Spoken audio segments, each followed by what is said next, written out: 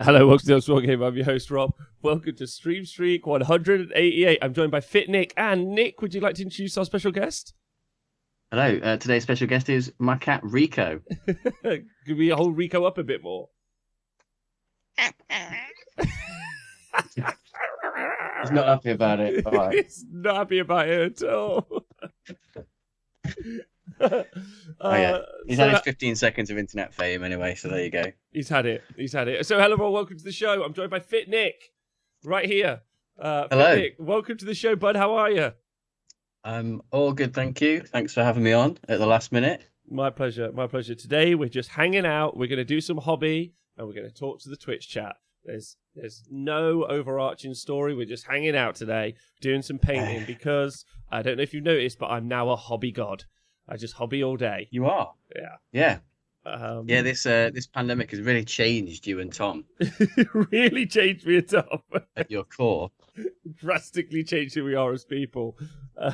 But before we get into that, I want to say a big shout out to everyone in the Twitch chat. Stufflin, Grinaldi, thanks for subscribing. Don't forget, in the realm of fire, it's only volcanoes. Big shout out to Diadrin in the chat. Hermanista, love you, you're great, you're hilarious. Arkarai, what up? I don't know if W. Soren is here from for our normal breakfast show, but hello to him. Tristan, what up, baby? Pete Pratt, what's going on? Going to build some Fellwater Troglodytes last night. I want him to know that I was unable to kill a unit of 3 Rockgut Troglodytes last night, which was upsetting. Triggered me a lot. Hater Skinny Boots, T-Man Cash, K-Dread, Borley Manchild, hello. Welcome to the show. I hope everyone's well. Nick, I'm hoping you're well. Are you well? Yeah, I'm pretty good. Yeah, same old, same old. Yeah, I've played a bit of Warhammer this week, so that's kept me going. Played a couple of games, actually. Yeah, I saw. I'd like to get an update for you. How long has a tactical squad no longer been available? Oh, maybe can you not buy tactical squads on the Games Workshop store? They're not going to put new tactical squads out. They're probably reboxing them. That's what they'll be doing. They'll rebox them for the new edition. Is what they're doing with the new logo. So, Nick, tell me about your games. What games have you been up to? Well, I played a 1v1 on Tuesday, and then I played a doubles games yesterday. So the 1v1 I had my Chromedar versus James's new Tyranids army. So his Tyranid army absolutely smashed my Necrons last week. So I was like thinking, oh, what list can I take? Because I don't want to I didn't want to write a list and either consciously or unconsciously write a list tailored to beat his list. So I was like, oh, what kind of marine list can I take that I've been taking recently that will give it a good game, but not be completely tailored. But I ended up taking my Eldar, which is the same Eldar list I've been taking, so I've not tweaked it in any way, just to test that against the Tyranids. And it worked out to be a really good game, because we're both kind of elite armies, like low model count armies that are quite anti-elite. So it was elite versus elite that are both anti-elite. So it's quite a good game. James won the roll off to go first, but then gave me the turn, even though I basically telegraphed to him that I would use the ridiculous Eldar stratagem of, I can't remember exactly what it's called. It's the one where you redeploy 3 units for 3 CP. Oh yes, at the start of the game. Yeah, at the start of the game.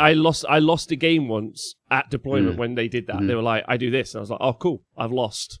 Yeah. Triggered me, that did. Triggered I think, unless I've got it wrong, unless I accidentally cheated, and it's done after you know who's going first as well. Yes. So, so it's really, really strong. So basically, James, I had my 2 Wraith Seers who both have D cannons, so they can shoot out of line of sight, and they're really good guns. So I used the redeploy on both of those to get them as far forward as possible, and then move 8 to get in range of his Hive Guard that were hiding behind a building, because they're like a really strong unit. They just hide behind a building all game, shooting twice every turn. It's really, Phantasm, that's it. Yes, meatballs. So I used that to get them both in range and delete 2 off. I think I killed 4 Hive Guard. I also had a Wraith Lord that could sneak him and get a shot on. So I killed 4 Hive Guard turn 1, and that was it. And I got on 4 objectives. So then he was kind of up against it a little bit because he'd lost quite a lot of his output. And then I'm not going to go through blow by blow the game, but basically the key moment was, I think, me going first, getting on 4 objectives, and then in my turn 1 I scored 15 primaries, and in his turn 1 he only scored 5, and then we were kind of level pegging for the rest. We both scored 10 each turn for the rest of the game. We roughly evenly scored secondaries, and then I won by about 9 points. So it was that first turn primary swing that won me the game in the end. Wow.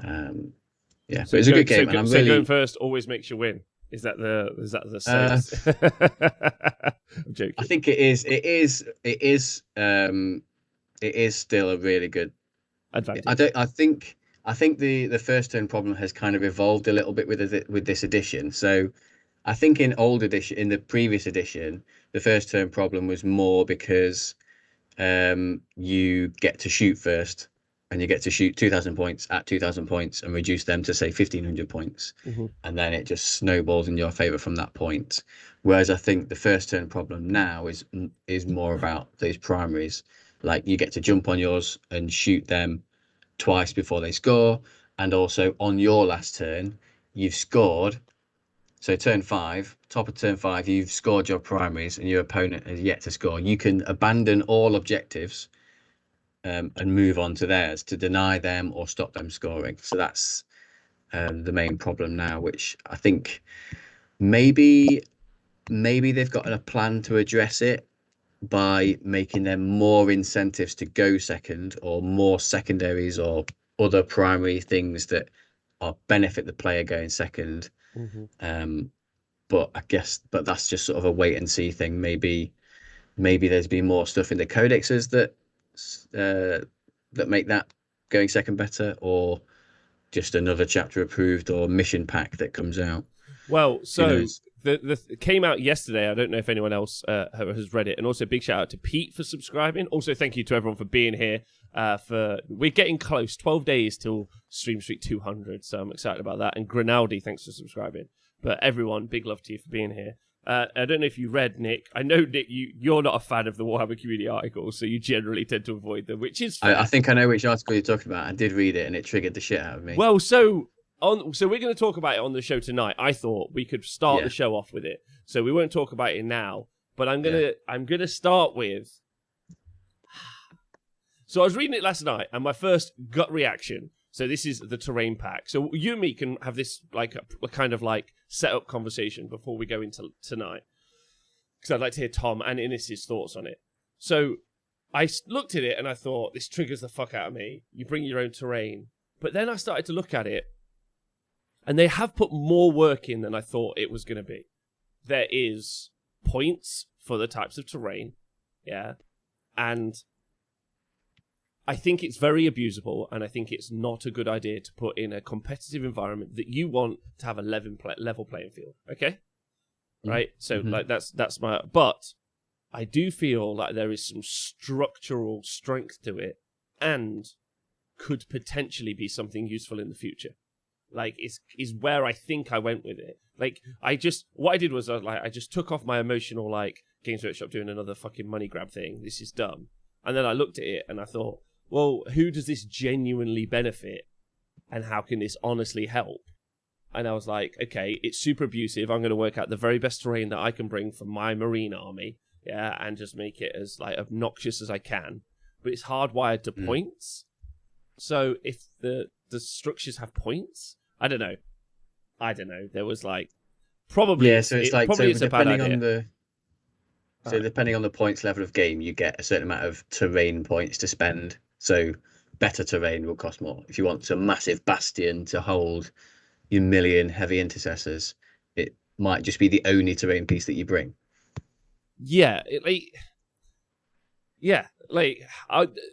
Ultimately, I think it's not the correct thing for any TOs of any quality in the world really to sort out or set up. I also think it's more onus on players, because, the players have got to build like X amount of terrain, and more terrain being out there in the world is useful. I don't know. I don't think it's the best, but I'll talk about this more later. But I do think if you just divorce yourself from the kind of gut reaction of this is dumb, which is probably what it is, and actually try and look at it which I did try last night, because I kind of went through that process, because it's quite a longish article. I started off with, like, I'm not going to give a fuck about this. So I went in there preconceived, and then I started it, and I was like, okay, right, like, come on, Rob, like, actually read it. Like, what do you think this is trying to do?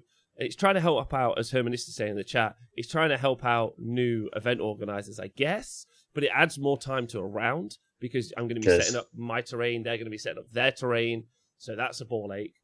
So it's not good, but it might be the start of something good eventually for a certain sort of group, if that makes sense.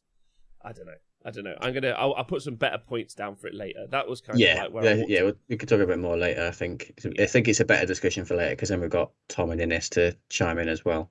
yeah. Okay, but that's kind of where my conversation is going to go to start with. I think it might be fun play mode for mates playing each other's shed garage, but I don't see it working at large events at all. Neither do I. I'd like to just put a pin right. I want to put a flag down and say definitely not. But, for massive events, I think it'd be the wrong way to go, because, like we've already talked about in the past edition, how much you have to bring your army, and then 8th edition they're moving now towards, I hope, more mono codex play style with incentives to go mono codex. But before there wasn't. When it was soup was the only thing on the menu.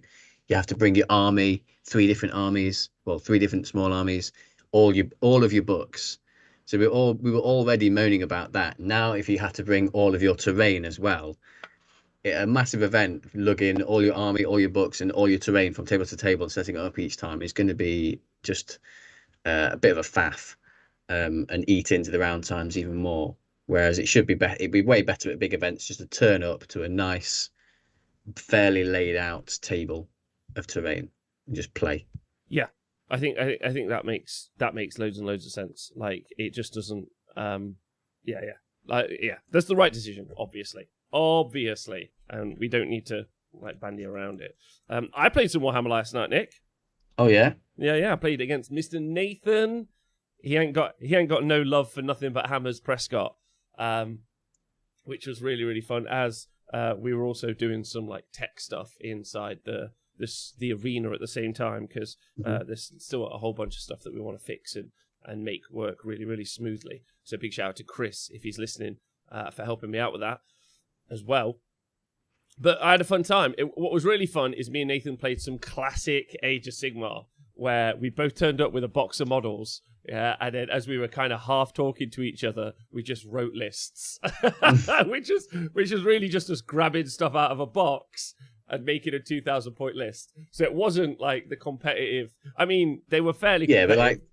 But sometimes they're like really fun games, because you can just put cool shit on the table, not necessarily worry about it being good or competitive. Yeah, exactly. I just picked out stuff that I wanted, which was kind of, and it wasn't a particularly smart army, but it was a really, really fun time. And it all came down to my brand new painted Vermin Lord Warpseer. I'd taken his Loonboss on Mangler Swigs down to half wounds on the center objective. We were playing focal points, and I was like, "This is it now, boys. Here we go." I've been protecting him at the back all the time, because I knew he wanted to countercharge the center, because he was the only real combat punch I had in my army.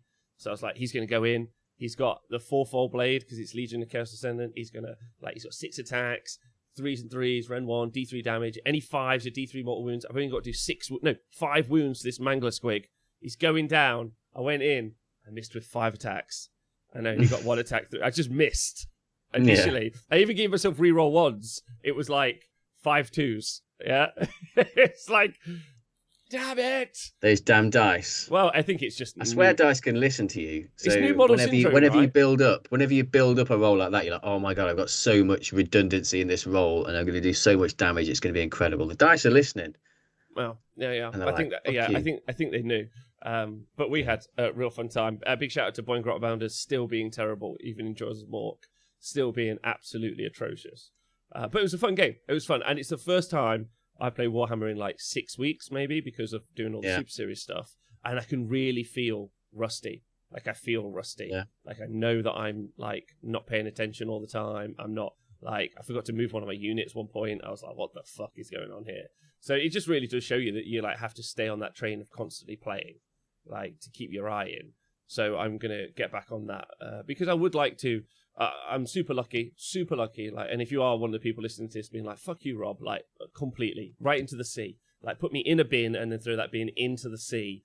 Like, I'm lucky that I've got my own venue that I can play games in now, and it's super COVID safe. So super fortunate, really lucky. But now that we have that, I'm at least going to try and use that as much as possible, and then maybe film games like we've talked about before. So, but I think it's just new model syndrome. He just didn't want to play. I also, if you during the stream streak, you know how I painted up my Lord of Change as well. So I put him on my brand new bases, put him on the tabletop. I'd just like to point out that why all of you let me paint a model like that. I'm blaming you. Like, I know it's my fault. Like, it is my fault that I made something look so fucking ugly. Like, it's just awful looking. Why did you let me use such bright colors? I must have been like super depressed. I was like, give me some light. I don't know what it was. Brighten up my life with this model. It was so fucking ugly. Like, and he kept failing to cast spells as well. I was like, this is because you're ugly, bin chicken. This is because you're ugly. Not he's trying to cast a spell, extends his arm to cast the spell, but then his eye catches the hideous colours that his arm is painted in. Gets distracted. Apparently, the chat is saying it's actually because of the green screen is why they couldn't see it and they couldn't comment. But yes, it was invisible, wasn't it? So yeah, it was a cry for help. It was a cry for. It was like, how do you paint? The thing is I'm a bit of a coward when it comes to painting large models, Nick. Like these Skaven slaves. Well, no, they're not called that. They're clan rats. Literally, give me 120 of them. I'll just go to fucking town. I'm like, yeah, no problem, babe. But as soon as I see like a big wing or even tanks, I've always like been like fairly intimidated by tanks because I'm just like, why is that? I don't know. I'm just like, is it like just a block of one color done? That seems boring. Do you know what I mean? I'm always like, and then I see like tanks online and they've got like streaky stuff and they've got like some like fucking like light source stuff and I'm like, fuck, mine just looks like a block of color. Yeah, well, like tank weathering is super easy if you want to do like a really basic one because you just paint the color and then get a sponge out, sponge on some black or silver. Do you know what? Actually, my friend has been doing a lot of sponge painting, and you've suggested it before, and I've never done it, so I think that might be one of the things I try in the future is to be a sponger. No jokes in the chat. That really good for. Go on, after you. It's really good. It's just really good for armor. Easy armor plates, like Marines. It's pretty good for, like Imperium tanks. It's really good for. Okay, so do you sponge all over, or do you sponge like the area, like just the edges? So you just like catch the immediate edge, just like lightly dab it on. I'm just a coward about it. Do you think you could like? Yeah, I don't know. Yeah, maybe like could you sponge on inks or something? I don't know. I don't think it works that good with inks. It's more you want like just paint out the pot, I think. It's scary though, right? Like I know you're not scared because you're like a phenomenal hobbyist. It's actually like the wrong person maybe to have this conversation with. But like, was there ever a point where you were intimidated by large models? I think always am. Because I mean, and they're even larger to you than to me. They are, yeah. My tiny hands do struggle to hold large models.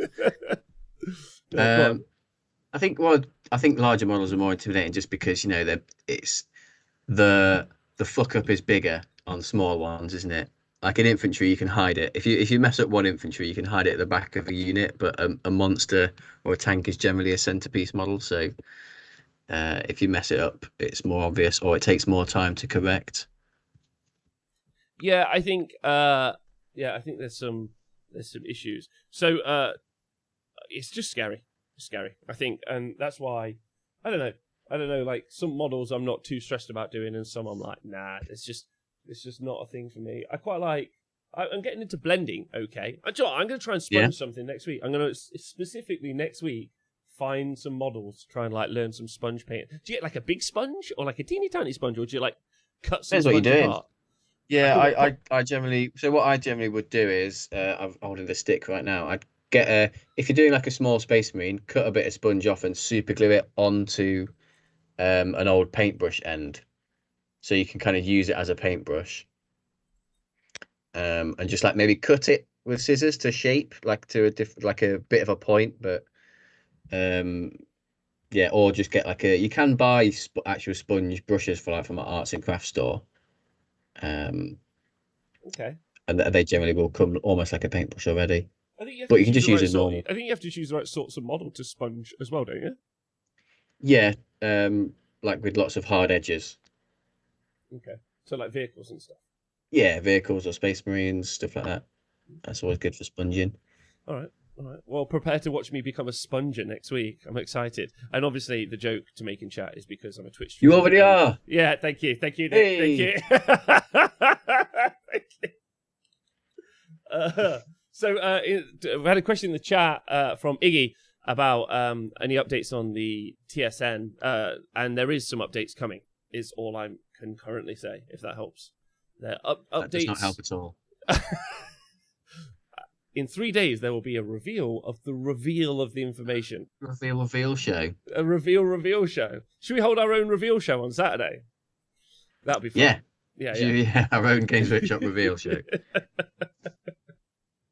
Thank you, Scott B, for linking a tutorial in the chat. The thing is, so I remember when I learned video editing. So I'm about to talk about the fact that there are countless, dozens, thousands even of high quality paint tutorials online. Thousands.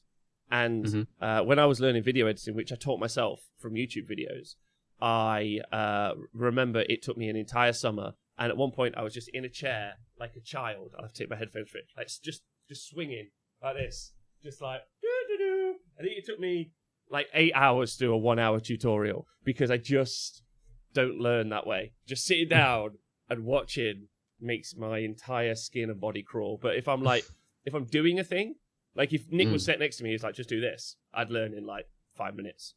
I learn by doing, not. Could you not do it along with the video at the same time? No. I need like that human energy. You know, Yeah. crystals, how they trap human energy, and then you can put that in the room. You just don't have any crystals to. I really hope that there's some like super serious science guy in the chat who's just like flipped his shit. He's like, "Fuck you, Rob. Crystals are real." Eldar ones are. Eldar crystals are real. There's soul stones. Yes, I mean those are souls. That's very different, isn't it? I think. So do you want me? So what I could do, Robert? I could get a crystal, probably a pink Himalayan Rock salt crystal, Mm-hmm. and I could put it on my hobby desk for a while and channel my hobby energy into it while I do some sponging, and then I could pass that on to you, and that'll help you on your journey. That will help me. Thank you so much. Thank you. I'm a kinetic learner. Is that something that I need to? Is that something since I was at school? And whatever sort of problems I have as a human being, they've now identified that I'm a kinetic learner, Nick. That's right. That's what I am. But I love reading. I can sit down and read for like 8 hours. No drama. But if you try to teach me something, like via a video or in a class, nope, I'll fight you. Do you think that's because if you're reading, your mind is visualizing it, so it kind of, you can focus a bit more, whereas if you're watching something, your mind is trying to occupy itself with other stuff? Yeah, potentially. Like I read the what did I read recently? It's like I've read like, I don't know if anyone wants to Google this book. Yeah, a Tactical Zone Deployment. It's a really, really thick wargaming book. You can Amazon it. It's about 45 quid. It's incredibly dense. I read the entire thing cover to cover in like 2 days. Loved it. Really useful. Like not really for wargaming as in our wargaming. It was more military wargaming. But fascinating read all the same. And I encourage people to do it. Anyway, we're getting on to like personal issues now. Let's move away, Nick, really fast. Let's run away. Let's run the fuck away. Anyway, I'm currently painting up for some hobby for you, Nick, to know. Look at this. A Verminlord from Forge World. The Warp Nor Verminlord. Mainly because it looks like I'm only going to require to do 3 colours on him because he's massive. So I'm very excited about that. Very, very excited. And what hobby are you still working on your Chrome DAR? Yes, to an extent. I'm not really going to focus on the painting too much. I've done the testers, but I'm putting the painting on the back burner a little bit for now. But I bought some Vipers. Oh, really? Yeah, I bought some Vipers for my list. So I needed, because they kind of feel like the because they're like a 50-ish point fast moving unit. So it's pretty good for 9th edition now because they can go and score things like engage no fronts or mainly engage no fronts or just jump on an objective. Maybe if someone's just got one model on there, they can contest that objective with just one, but it's like a fast moving unit. Because I needed it for my Eldar because I only had limited. I had like 3 wave serpents and only a couple of units, so I needed a couple more throwaway units for those kind of jobs in the game. Also maybe zoning out, stuff like that. And they're quite good if you're using like the salamander style. Reroll 1 hit, 1 wound per unit because you get a star cannon on there. So it's 2 pretty good quality shots to use that on. Especially for its job, which is just sitting on an objective and then just keep firing away and projecting power. I think that's one of the really important bits, like about the game. Like I had this conversation yesterday about battle line and how in Age of Sigmar, if you can find a unit, I was comparing Liberators and Judicators. If you can find a unit that can sit on an objective and can shoot from that objective, then they're much better. But 40k, that's pretty synonymous. Basically, everything can shoot from where it stood most of the time. So you generally end up with like something that stood on an objective firing away from the objective, which is positive, right? I also can't believe of all things that you are playing Eldar. Like, we need to unpack that more. Like, if you listen to the first year of the Honest Wargamer, there was a lot of Eldar rough outing. Yeah. There was a lot of anti-Eldar hate speech on the show. There was. How do you feel about it now? Well, I have always had a bit of a fetish for Eldar planes, like the Wave Serpents, all their vehicles, like the Vipers. I just think they look so fucking cool, like and sleek. They look like they go fast. They look really cool. So I've always kind of wanted like the Wave Serpents and stuff like that. But the Eldar hate, I think, came from just how busted and stupid some of their stuff was. Like Reapers were ridiculous. Like shooting twice, re-rolling all your hits and all your wounds, and then popping back into a ruin. So they can pop out of a Wave Serpent, shoot twice, decimate something, and then just hide completely. From all the way across the board. Bomb everything. Yeah, it was. And then like double moving or triple moving Shining Spears. They just had a lot of stupid shit that just made it silly to play against. So that's kind of mostly where the Eldar hate came from. But I've always admired how they looked. So I've always liked them. So last year when they were doing the Apocalypse like army deals, there was like a Wraith box. So you got like 15 Wraiths, 2 Wraith Lords, and a Wraith Seer or something like that. Oh, like the Christmas deal. Yeah, one of the Christmas deals. So I thought, oh, this is a perfect time because you can get it at discount. It's a pretty good saving on that bunch of models. And I do like the Wraith units as well. Like the Wraith Lords, the Wraith Guards, I think they look really cool as well. So I figured perfect time to jump in, buy them at a discount, and then make like a Wraith themed army with the transport. So I'm ticking all those boxes for me, like as a hobby project. The Wraiths look cool. I've got them in the army. The Wave Serpents look really cool. I've got them in the army. So I'm rationalizing to myself it's okay, even though I've hated Eldar all this time because. Well, that's the other thing. Yeah, me and Tom might be hobby gods now, which is a real change because of 2020's really affected us, but 2020's also really affected you. You're playing Eldar. I still wouldn't touch Eldar with a pole. Yeah, so I mean, disgusting is all I'm. You've had Harlequins. They're not Eldar. They are laughy, jokey, maniacal geniuses. Like Harlequins are my like full representation in the hobby. Like, when I read the Harlequin lore, when I read about Kagarach and the narrative, I was like, I am fucking in on this army. But my Harlequin army, as you know, looks like hot trash because I'm terrible at painting. And I'm just kind of embarrassed. I'm just kind of embarrassed to put it on the table. Yeah, but I don't know how to make it any better. So, I don't know. Just paint, like, loads of little diamonds everywhere and, like, playing card symbols everywhere. Like, really tiny detail freehand, just all over the models. Just do that. Yeah. I'll jump on that later. I should get that done. But the question is did the hate you felt for Eldar? This is from Board Again Manchild, and I think it's a really fair one. Because come from you having to repress your feelings and love for Eldar? Were you always a closet Eldar player?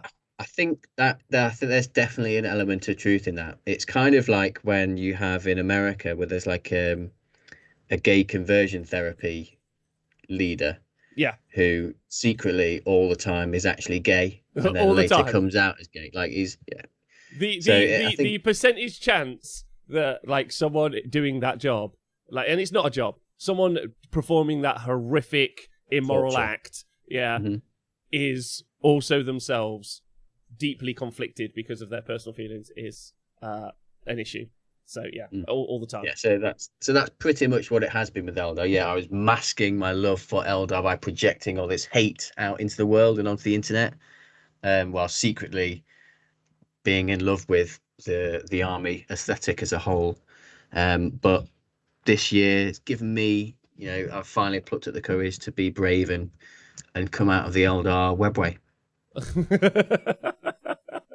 Good. I really can't. And if anyone's listening, we obviously aren't. We aren't like making light of the struggles that people face in any way, shape, or form. And we're super supportive of all the communities. And I think that it's fun, and you guys should understand that and understand that we're on everyone's side. Not everyone's side. Not the Nazi side, Nick. Generally.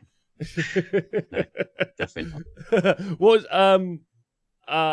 Harlequins are, yeah. Also, Nick, if I do play my stop making me do it, my Harlequins again. I don't know if you heard that on one of the shows I've been. The Death Jesters are now apparently named after me because I was a DJ for a while. So yeah, apparently. So when you crack those out again and play with them, you'll be able to call them Little Robbie. Little Robbie. There's already one of them in the world. I can't put another Little Robbie out there in the world. That's not a reference to a child. That's a reference to my penis. So the other big news I have in the world of hobby, Nick, if you're interested, is yesterday I did over 200 bases. I know, yeah. I saw those on Twitter. What do you talk think? Me through your basing process. Super easy. So I'll give you guys some examples, as you can see on the screen here. That's a 32mm. That's a 25mm. So what you do is you crack a film on. You open the top of a really large, useful box. Then you lay out all your bases. And then you just get some black milliput, which is my new best friend ever. And then you just roll it up. And then, so I got asked, it was really funny. Someone was like, oh yeah, what tools did you use? 0 tools. You basically just rip a bit off, stick it on, swoosh it around with your fingers, and you end up with some sort of texture. I think it was do you have to with that green stuff you have to mix the blue and the yellow together? Do you have to mix anything with the the black milli there's a black part and I'm going to say like grayish part, and you mix those two bits together, and then it takes you maybe 5 minutes of rolling it around. My hands are still covered in like bits that won't like wash off, and I've tried with like a pretty thick wire brush, so it does make a mess of your hands. So I guess you could wear gloves or something, but I didn't. And also, I guess maybe not use gloves, because one of the things, when you put it on the base, I would just swoosh it around with my fingers, and that just, it crumbles, really. It's got like a quite crumbly texture.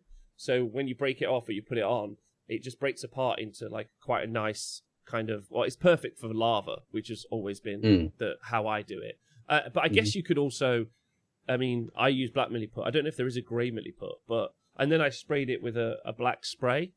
But I 100% think that you could do any color scheme on this. Like you could do them all brown and spray them brown, and then it could be like, your surface for like mud or something. But it sets super firm, like super firm. Like I'm like squishing it now, and not too breakable, which is nice. And then I just painted it red, yellow, and white, super fast. And I got it, I think total process, I think I did about 200 bases in about 4 hours, which wasn't bad. Which is super quick. And I've done this for all of my Chaos stuff. So this is probably the 600th base, maybe, set of bases that I've made for Chaos in the past. How easy is it to glue stuff onto it, though? Because if it's quite an uneven surface, sometimes it can be quite difficult to glue models on. Well, I just use super glue and activator, and then there's no dramas, generally. I mean, you could probably... So if you wanted to do it a different way, which I did with my Kadai. What I did with my Kadai was I put the milliput on and I just built my Kadai into it. And that's a really nice thing, because if you really wanted to make a really solid kind of like model, and you wanted to paint them up, but like you and me do our bases and our models separate, then stick them together at the end. This is the way. This is the way. It is always the way.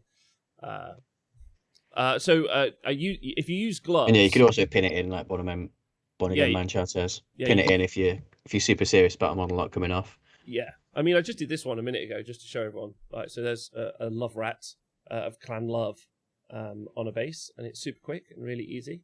But if you do use gloves, that will stop. But then the fingerprints that you have on your finger leave you can use them to drag out texture and leave they've got some nice ridges. So anyway, but 4 hours to do that many bases is quite a quick process, and I really like it. So yeah, I got not beating my record though. I've got an even quicker process for my orcs. What is it? So I think I based 120 bases in, I would say, 2 to 3 minutes. Okay. I'm ready to hear this. Please tell me. So the bases aren't amazing. Like the benefit of your bases over how I did mine is that yours have a lot more texture and undulation to the surface, so they look a bit more natural, and more scenic, and you get just a bit more detail on them. But mine were quicker. So mine were from my orc boys. So the idea is that they were on like a Mars sort of planet, so red planet, but it's like desert, so it's nice and flat. So like salt plains kind of idea. So I just got MDF bases. I got a texture spray from B&Q. You can get like a stone texture spray. Oh yeah, you can. So I just sprayed that on the bases, and then sprayed them red, and then a bit of dusting of orange, and that was it. Wow, that is phenomenal. Done. The texture paint from the hobby, not the hobby, from the hardware place is a really clever idea. I hadn't thought about that at all. That's the only good. issue though, there is a slight problem with it though. So when I've glued the orcs on after painting them, the texture paint doesn't always stick that well to the MDF. So it's fine for general purpose, but if I dropped one of the orcs, or the base stuck and I tilted the model a bit too hard, the feet do come off. So the texture paint doesn't stick as well to the MDF, so it can come off sometimes. You just have to glue it back on again. It's happened. So I've got about 200 orc infantry. It's happened with me dropping the case or dropping models. Some of them are popped off, about, I don't know, 20 to 30 of them are popped off, but I've just glued them back on. It's fine. So it's just a mild annoyance. It's not like a major problem with that technique. I wonder if you know like carpet glue, like spray glue. Yeah. I wonder if you banged that on first. Yeah. Or... Yeah, I definitely think something like that. Either like spraying on watered down PVA, or like say some sort of spray on glue as the first layer would, I think, be something that I would change if I was to do it all again. Or I don't know, I've not tested it with like plastic bases. I don't know whether it would glue better to plastic bases than MDF. Well, so Sorry Again says he's tried that in the chat, and it's just peeled off. It's a super interesting idea, but I like you said, the thing that I really and it sounds obviously super quick, which I'm sure there's some people out there like nailed it. Thank you, Nick. That's exactly what we want. Because at this point, I don't think there's many. Well, maybe there's. I know Diadrin in the chat, for instance. Oh, actually, there's a whole bunch of guys in the chat who I know are phenomenal painters. So, like, just ignore me. But what I like about this is, if I ever wanted to, with the milliput stuff, is I could get some big extra. So with all my Imperium stuff, as I know you've seen, I put a bunch of like random bits in with it as well.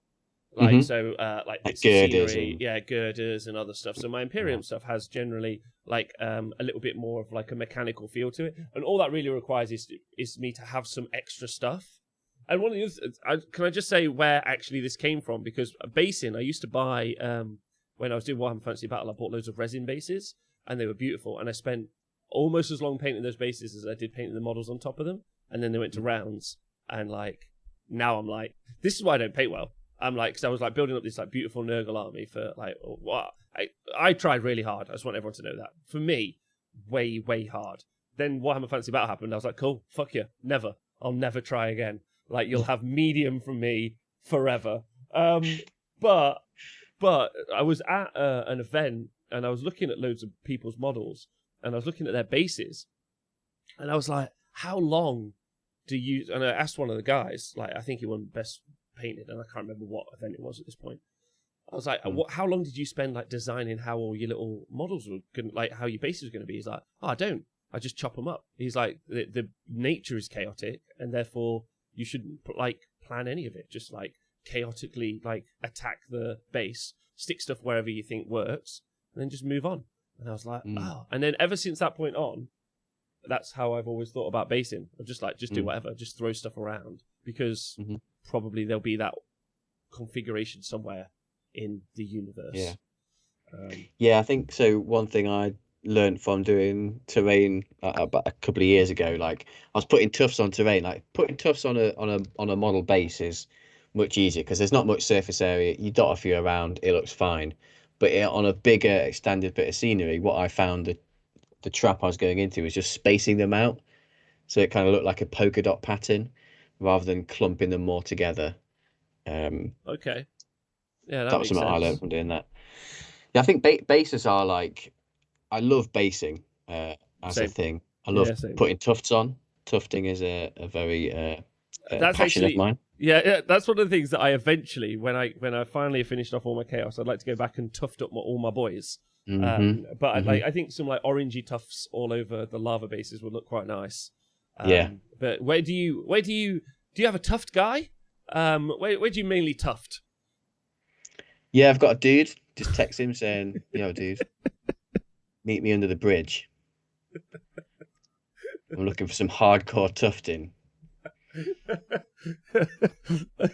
I want there to be an app like Tinder or Grindr, but tufter. Tufters. Tufters. Gabawaki says rival crafts make great tufts. I actually don't have. I'm in the market for some tuft advice. Nick, where do you tuft? I generally just go on eBay and Google Wargames tufts. Okay.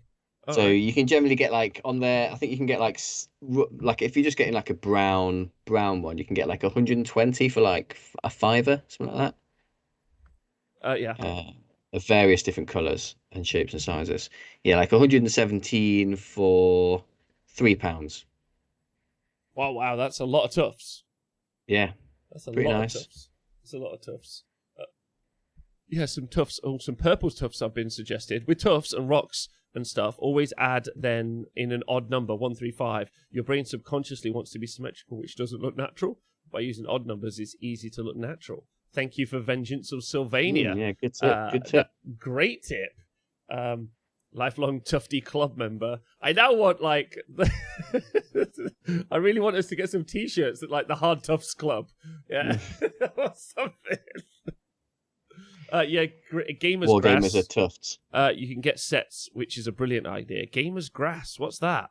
Gamers Grass. I'm going to go Google that right now. Also, big shout out to Winner Dave, who's just painted up 5 Grimgas Reapers, and he's only got 6, I think, and he's only got 24 more to go. Just keep going, baby. Gamers Grass. Gamers Grass sounds like a weed like type.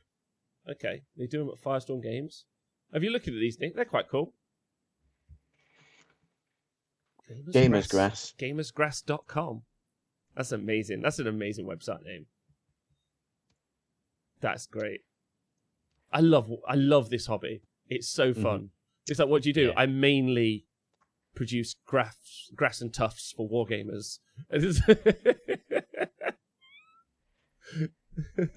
Gamers Grass battle ready bases are the shit. Whoa. I'm learning all sorts of things here. Special tufts. Grass tufts. Oh, they've got a lot of tufts, Nick. They have. Wait, they've even got tiny tufts. These guys you can tell these guys have been tufting for a long time. Yeah, these are serious tufters. I'd love to go around to these guys' house and oh my God, teach me a thing or two about tufting. But imagine how big the garden they're growing all these tufts in is.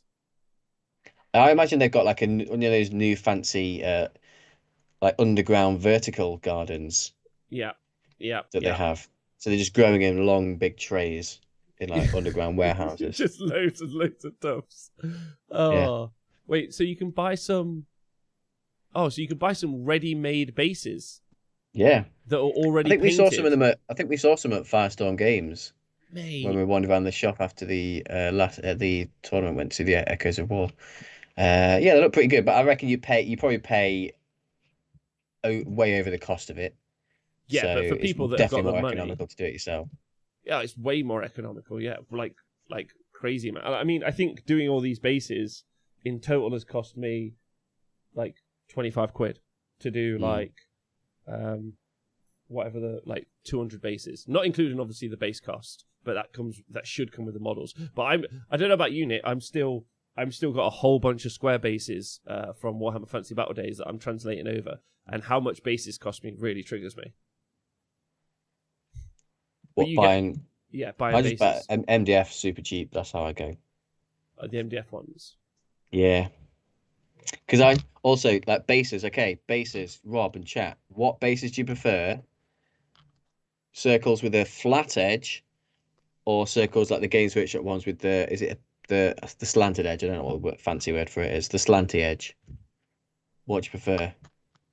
Slanty edge, only because I'm used to it. Like, it makes me uncomfortable at this stage doing any other sort of edge. If I see a round edge, I just feel weird about it. What do you prefer? I prefer the straight edge, the flat edge one.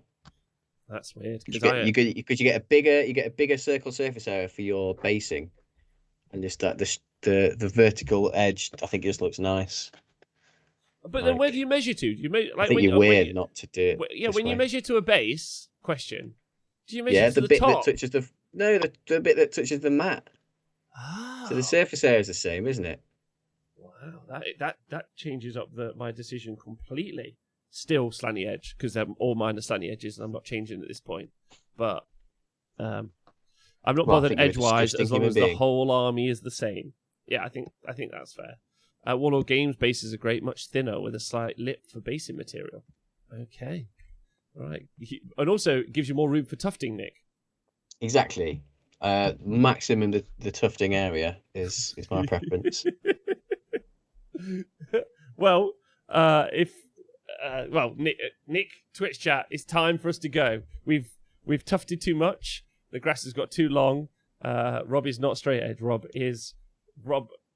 That's a weird Yeah, one for me to we're say. gonna yeah we have to turn off the stream now because me and Rob are about to do a bit of online tufting together. It's gonna get it's gonna get a bit weird. yeah. Join me, Nick, Innes, and Tom later, where we will tuft like you've never seen people tuft before. But it's been a pleasure. It's begun. No, Nick, stop tufting yourself. Thank you to everyone on Patreon. Thank you to everyone on Twitch. Thank you to everyone on the podcast. Please stay hydrated. I tuft you, buddies. Nick, I tuft you a lot. I tuft you too, buddy.